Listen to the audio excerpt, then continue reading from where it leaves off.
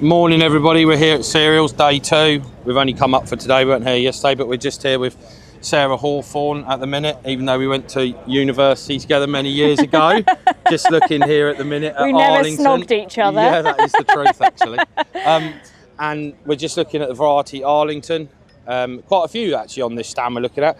The Dragon Heart as well and the Diamond, but this one looks good, doesn't it, for the future? So so this is a potential Group 1. It's got a really high protein, it's got Orange Blossom Midge, PCH1 for eye spot, nice high yellow rust score, and also it's got a low vernalisation requirement, so the hope is that we can drill this a little bit later into the spring, so that would be good potentially. What sort of situations can you put it in? Is it a good late driller, is it an early driller, is it a first, second wheat? At the moment we think it's a good first wheat and a second wheat. You can drill this one relatively early because it's very short and stiff, but also you've got that option drilling later as well. It's quite short strawed, which we've noticed in the drought this year, probably similar to the Skyfall. It's taken a lot of the characteristics of the Skyfall. It's got a nice spec weight as well, so that's good. Yeah, no, it looks clean as well, to be fair. Yeah, no, it does look clean. It's got one of the best untreated yield as well. So this one's sold out now. So, is it? Yeah. So this will go on the recommended list after this harvest? Yeah, fingers crossed. So you're just waiting to see what happens? Yeah, so we're just waiting for Miller approval at the moment on this one. And then the Dragon Heart next door, is that going to be another Group 1? We don't know at the moment, so that's an NL2 at the moment, so that's DSV 323111. So that's an X Days cross. It's only in national list trials at the moment. Yeah. So I like the look of the Diamond as well. You like the look of the Diamond? Yeah, we went to some trials last week and it looks quite good as a the Diamond looks like that. Haygates are really interested in that. It's a really vigorous variety, and also the organic sector are really interested in that one as well. You'd have to make sure you labelled up or knew exactly where you drilled it if you had Skyfall being drilled as well, or Dragon Heart, do you know what I mean? But there we go. What other varieties have you got coming then? What's the future? So these are the future. We haven't got any more Group 4s. So Loxton, this is on the Warburton's contract. Yes. So this is a really nice variety. Nice disease package, good spec weight, but only available through Frontier on the Warburton's contract, which is a really nice contract actually. What are they offering? A fixed premium? Yeah, fixed premium at the moment. But yeah, no, it looks really good. So is your husband growing any of these? What's he growing? So he likes the Champion Oxford, but he's a Group 4 grower. Yeah, he does really well with the Champion actually. Gets some nice big yields on that one. Afternoon, we've just come along to the KWS stand to try and pick Tom Turner's brains on some Vibe and some Arnie, two varieties that we're looking at growing next year. We're just here with Dan Ives as well from Agravista, and we're just going to have a bit of a discussion about the varieties, what potential of them, disease resistance, all of this sort of caper. So I'll hand you over to Tom now. Well, actually, I'll hand it back to you with the question. What exactly are you looking for? Looking for a good high yielding Group 1 that gets protein easy, that stands well, and disease pressure is relatively low. Yeah, I mean, on a wide range of soil types. And he's good in a first wheat, second wheat, and continuous wheat situation. So your two disease pressures that you'll be seeing most in, let's say, normalise your Receptoria and yellow rust, right? Yellow rust in our dry east areas. Okay, so this Vibe will give you an 8 on the RL for yellow rust tolerance. Not seeing too much of an issue with it yet either. So it's a really strong variety with its disease resistance, 6.6 Receptoria. So you shouldn't have too many issues worrying about this falling foul of disease through the year, and it's a step above a lot of other Group 1s which are on the RL at the moment. So we're very confident of this performing this year. And as a first week, very good. Second week, looking potentially good as well. Yeah, it's definitely great as a first week, and as you say, there is great potential as a second week. I mean, we do also have the other options of things like Arnie, which would perform very well too, as a Group 2, and very strong disease profile as well. What's Arnie like then in terms of like getting protein? Because where we've struggled in the past, why we went to Palladium. We've got Palladium and X-Days at the moment. X-Days, we've struggled to get protein. We find we have to chuck a lot of nitrogen at it. It's not very easy at getting the protein. Whereas Palladium, maybe we don't have to chuck quite as much nitrogen at it. So what's Arnie like? Palladium, I believe, has a higher protein level than Palladium. So you should have a bit of an easier job getting there. So, you know, if you're looking at... it is. So it's got a high mark to get to. It is, Everything else is kind of in the same ballpark anyway. I mean, normally in your area you'd have a lot of X-Days going for milling spec rather than palladium, whereas palladium is definitely a more targeted Western variety. We've been traditionally later drilling because of blackgrass. So the X-Days has always had a place. Yeah. Because it's so vigorous. So after root crops, drilling at the end of October. But we are finding that where there are some farms on contract farming arrangements, you're in different parts of the world, there are farms that are clean. So therefore, if you follow the steps right and you can drill early and shut the door on it, there's nothing wrong with drilling early when you can and when you need to. So i.e. palladium and Vibe going forward would always be the two early that you look at. Yeah, that makes sense. So that's where we're looking at. Makes a perfect amount of sense. That I mean, with regard to, you know, obviously you're in a high blackgrass area in South Camps. What is your kind of rotation looking like to manage that more effectively? I mean, it's so flexible given the uncertainty of break crops. So we're south of the area has always been a very oilseed rape heavy area over the years. Sugar beet has come back into fashion. Sugar beet is on the future not looking like it's going to be a very viable crop given the price drop. So oilseed rape with some good contracts could come back into fashion. But we will push wheats, we will push second wheats, and we will push barleyans as well if oilseed rape is being grown on the farm at the same time.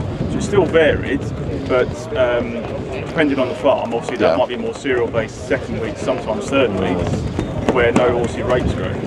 So after sugar beet, for example, X-Days has always had a really good fit.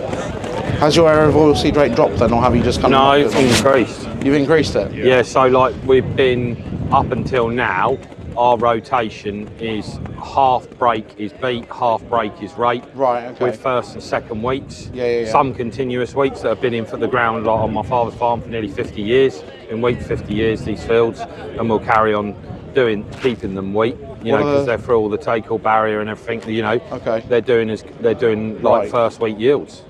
So you don't have too many issues with disease pressures after that sort of length of time? Not really. No. Fair play. Yeah. Fair play. Yeah, Dad's got one field down there that's done 55 years. It's been in continuous wheat. Good lord. Yeah, unbelievable, honestly, and still, you know, in a good year, like everything, when you're getting over 10 tonne a hectare, it'll do that.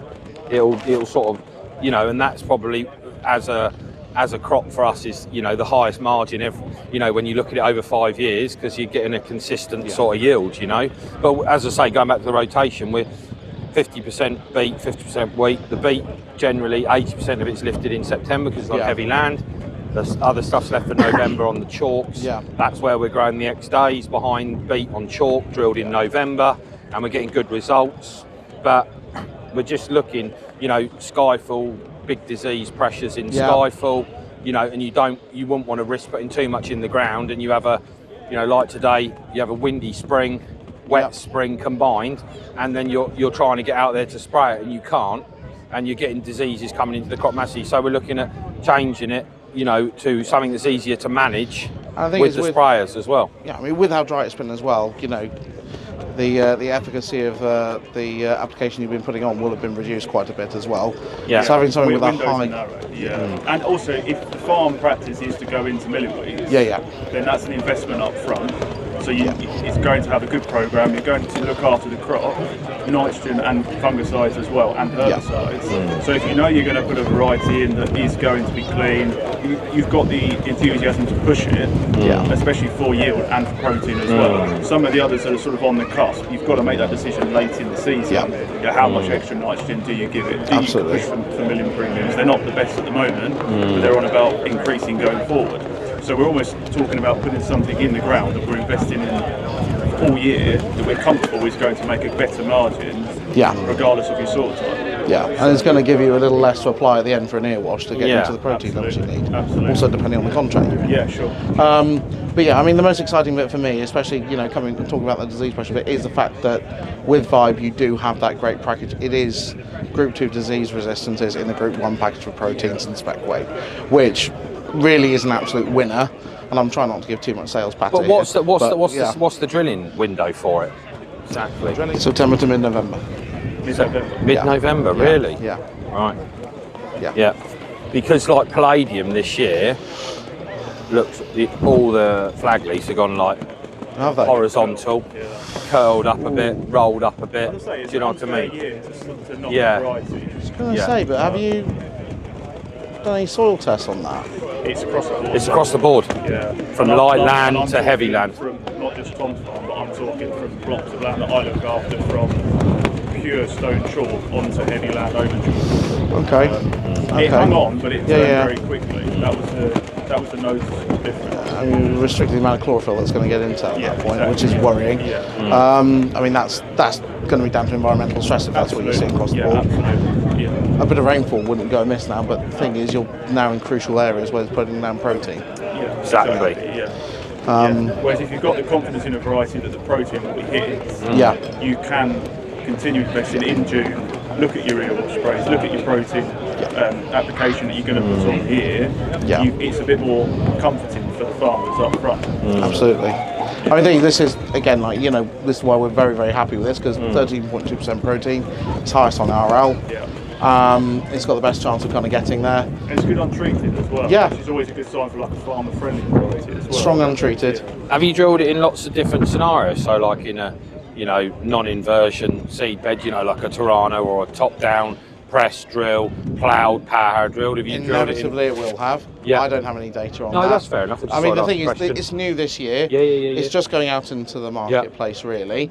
And we're then going to start having that sort of feedback from growers. And the more information we get on how it's performing in seed beds and a variety of different seed beds and establishment techniques, the more information that we're going to be able to use and advise and the first you guys better. Year, in a year's time, we'll know this variety Exactly. like the back of our hand. Exactly. It would be in multiple different scenarios. Would there be anything where we could do some work on it with you? Because we're not far from your base, KWS. I'm always open to having a chat. like, you know, on different scenarios behind beat. I'm always open to having a conversation. Continuous We do weeks, some plant counts in winter crops and see how it's moving in the spring. Well, the idea is we can have a conversation about that and see what we can do. You know, and take it from there. That's the best way of doing it. I won't make any promises, but no. It's something that I'd be interested in doing. Yeah. I've always said that once you learn the variety, especially sort of how it moves in the winter, how it moves in the spring. I mean, spring growth habits for grass weed control is really important. Obviously, for neck of the woods as well, because we've had in the past good varieties. If you need to up that seed rate by 20% just to help it carry through, we're on heavy land in some farms. You know, you learn about that variety. After a year, and you've cracked how to grow it. That's when you can really push it and know its limits. What sort of seed rates do you normally tap out at? We generally, across the board on the heavy land, we're generally quite high. You know, we'd be no less than about 175. Okay. You know, starting at 185 in some places. Some people would be 200 on real heavy stuff, pushing into late October.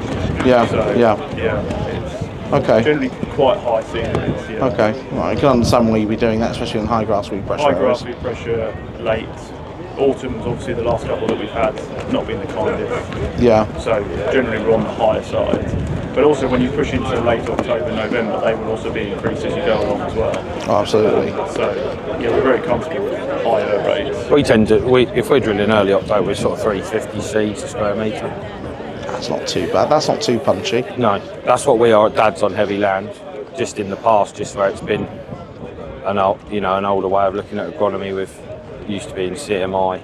Chris Green and that, 350 seeds, bigger ears, hopefully more grains across the sites, less disease pressure through rubbing, less foliage, you know what I mean, and everything. That's roughly where we've been in the past. But like Dan said, in some circumstances we've been upping it up to 450, and that would be more towards the end of October, you know.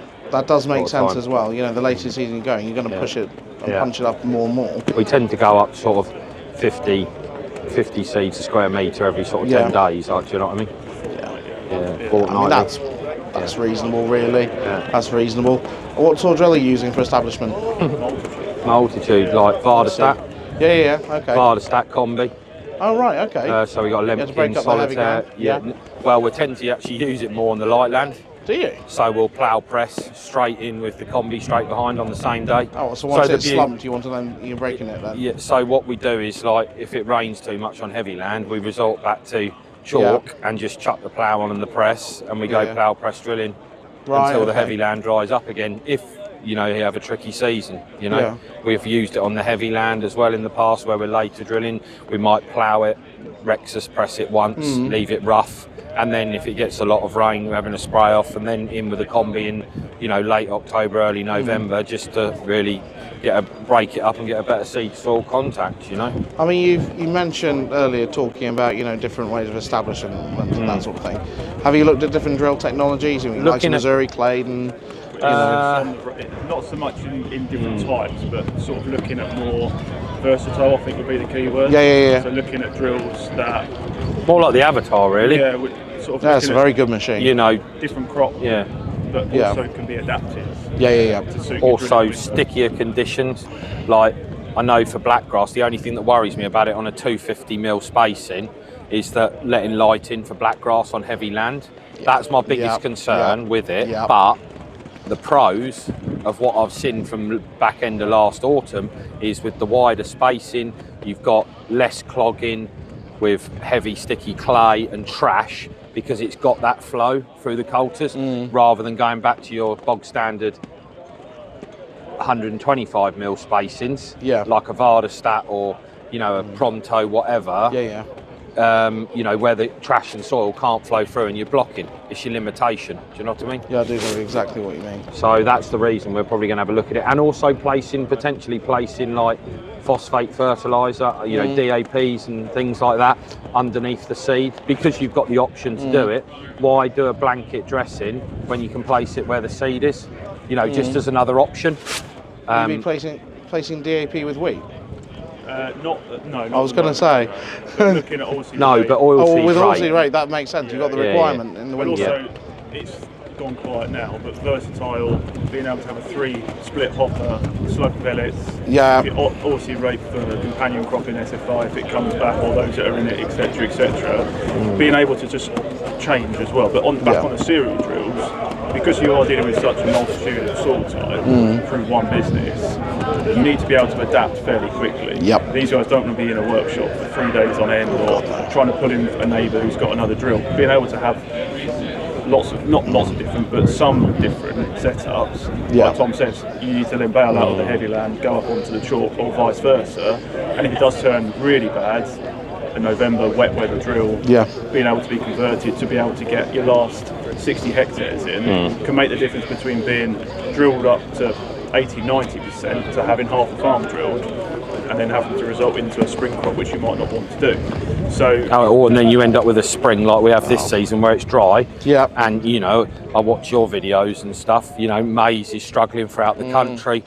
Sugar beet on heavy land is actually pretty good, isn't it? You know, if it was prepared in the autumn and you drilled into that moisture, and it's had a few showers, stayed a bit longer in that soil. Exactly, because you sort of the soil seals itself in the winter, doesn't it? So the air doesn't come in as much. As soon as you do, you can overwork it and do too much to it and lose the moisture. And normally, all you do is lose the moisture where you want to drill it. Below it, you can dig, and it's like pug. Do you know what I mean? Yeah, I know. So exactly it's you know, it's not easy, any of this by any stretch of the imagination. But when you look at Horsch as a company, like to work with you as a business, like, you know, trying to grow any varieties that you guys have got, like we're talking about Vibe and Arnie today, is that do you buy yourself, to be versatile, do you buy yourself one front tank?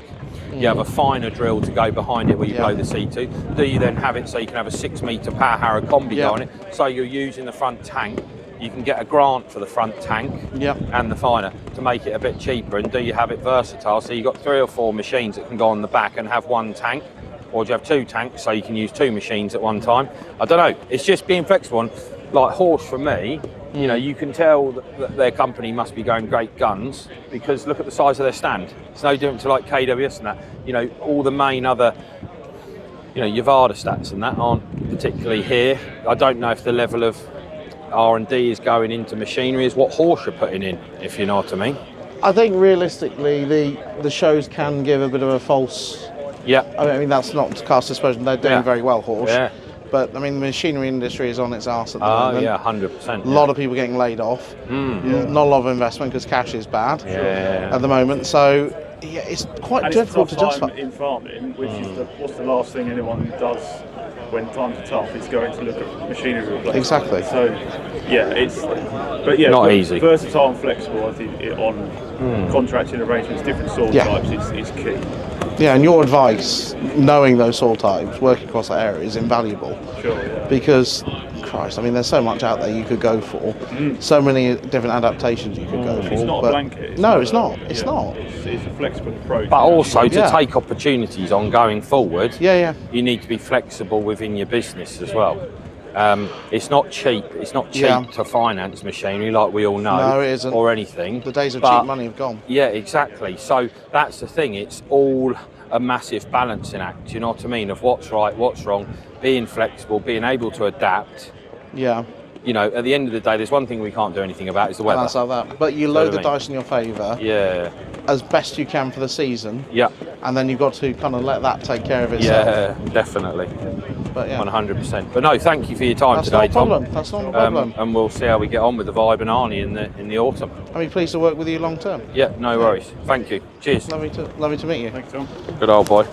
So just interestingly here on the Bayer stand at the moment, just looking at these new traps. Well, they're multi-purpose traps, aren't they? They are, yes. Yeah, so I'm Ben from the digital team at Bayer. Sorry, I should have introduced Ben. Sorry. It's okay, it's fine. So this is what we've got currently released in the market. It's a yellow trap to capture flea beetle, pollen beetle, and the weevils that are popular in oilseed rape. Yeah. So we're using this to really monitor the pressure in the field. How it works is it's a bit more self-sustaining than a conventional yellow trap. In that you don't have to go every day and do the counts. Yeah. Once a week visits for servicing and to replenish or clean the system, clean the trap. Yeah. In between that, it's got a self-sustaining camera module, solar powered, camera on the bottom. Yeah. SIM card inside. Yeah. Takes 2 pictures a day. Yeah. Those pictures are uploaded to the internet. Is it certain times of the day, or do you set when you want the pictures to be taken? No, they're taken at 12 o'clock and 4 o'clock. Oh, okay. Yeah. Is that sort of peak time? So and flea it's beetle? to try and it's a good time for activity in the field of flea beetle. It's optimum temperatures, and the sun angle is quite important because you don't want shadows coming in here. So orientation of this to point the south is always good, so you get better sunlight into it. Yeah.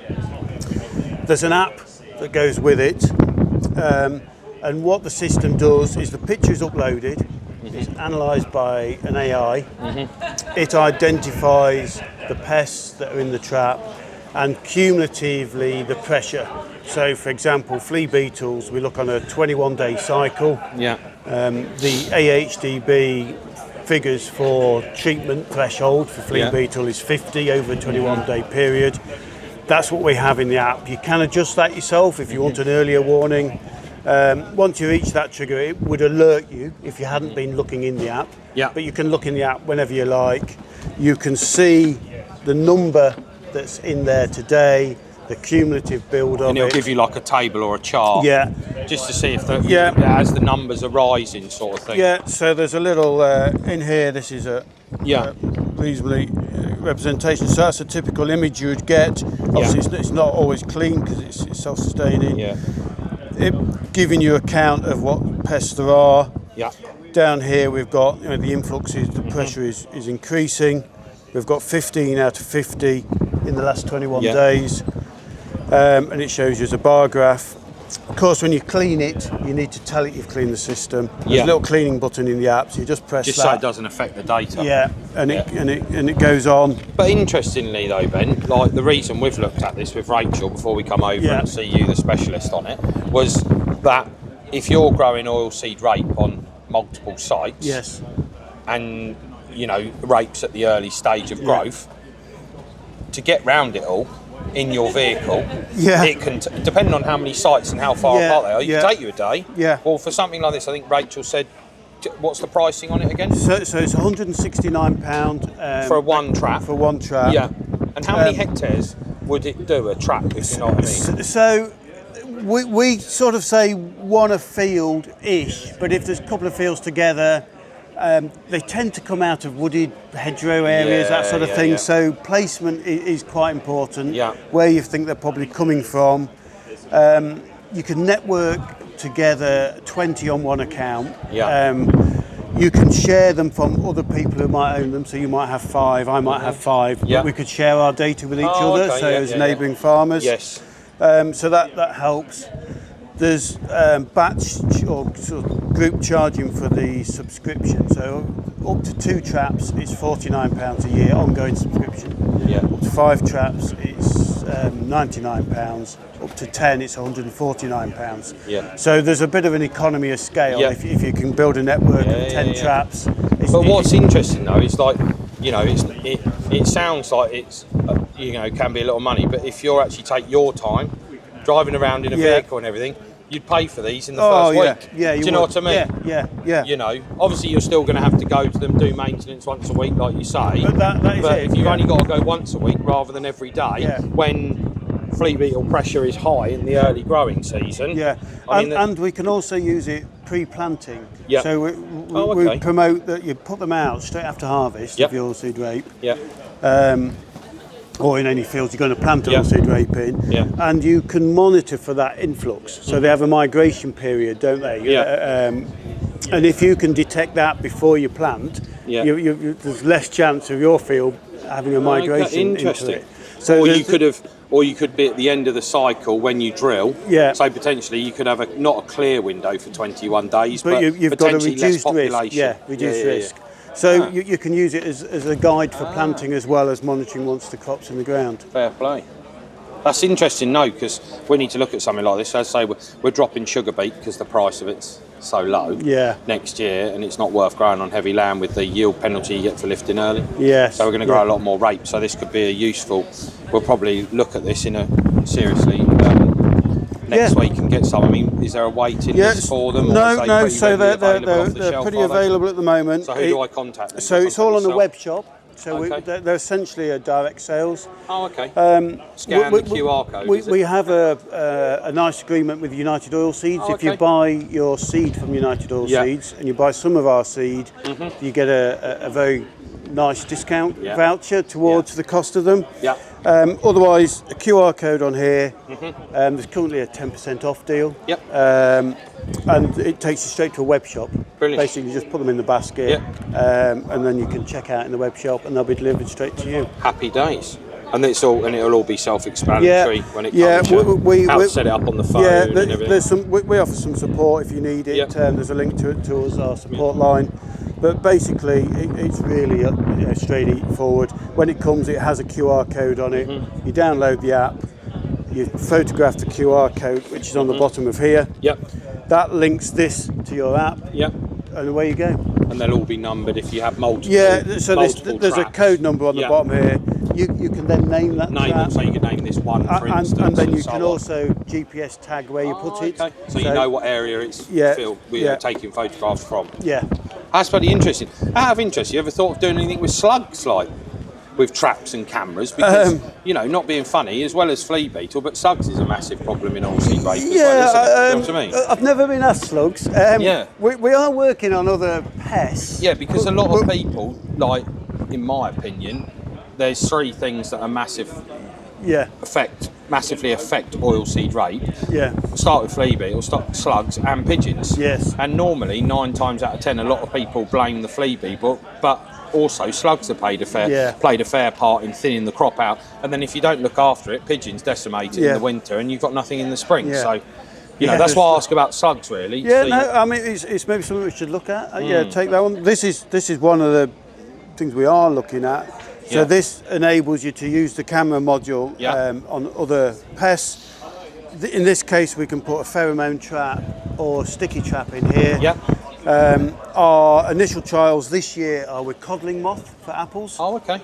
So we'll put a pheromone trap in there. Right. And so really, you're trying to target all sorts of different pests in different markets, different crops, and everything. Yeah. That's quite interesting. So just to get a broader use out of it, big opportunity to get the benefits. Right. Well, thank you very much for your time. No problem. And we'll take one of your leaflets if that's okay. Yeah, take that one. So I'll keep tucking away because I keep blowing away today. Well, thank you very much. Cheers. All right, nice to meet you. Have a good rest of your day.